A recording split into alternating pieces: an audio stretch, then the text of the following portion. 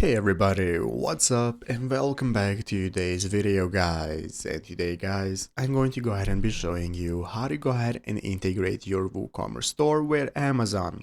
This is a very simple thing to do, so make sure to watch this quick and easy video till the very end, follow my steps correctly, so you can make sure that this works the same for you and you can do this yourself. But yeah guys, let's get straight into it.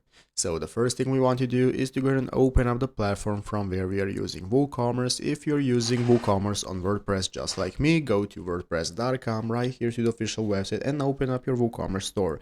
If you have not set up your store already, you can do so from the plugin section. In the plugin section, you can get started setting up your WooCommerce store using the marketplace and the extensions and plugins you can find right here. So after this, let's go ahead and take a look at how to integrate it with Amazon.